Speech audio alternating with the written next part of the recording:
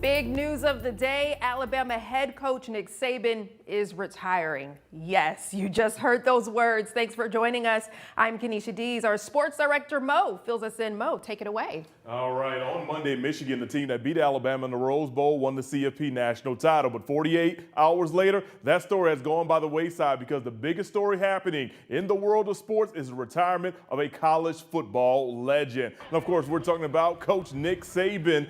He and his family, they took some time off following that loss to the Michigan in the Rose Bowl, and a decision was made today to retire. Now, during his tenure as a head football coach, Coach Saban winning 7 national championships, 1 with LSU and 6 with the Crimson Tide. And all of this occurred in a span of about 2 decades. Scott Tyson of our radio partner ESPN 97.7 The Zone has been covering Coach Saban since he arrived in 2007. He's glad that Saban is going out on his own terms.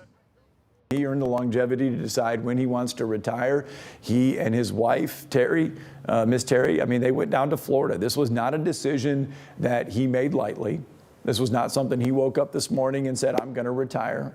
They took time down in Florida after the loss at the Rose Bowl, and this was something that, I mean, he told his team this morning, and that's the way he wanted to do it. This was done on his time, his terms, and his way.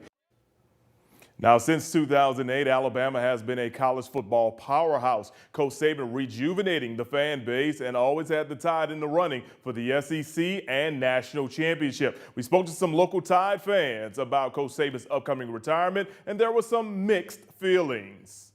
I think Coach Saban is the greatest coach in the history of college football, and he's done so much for the University of Alabama.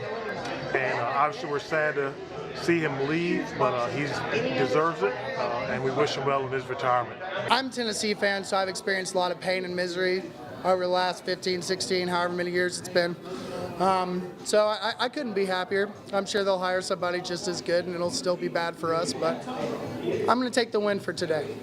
I feel like he deserves it, man. You know, 6 national championships, more than most people have as a school history. So, I mean, he deserves it. Like, it was going to happen one day, you know.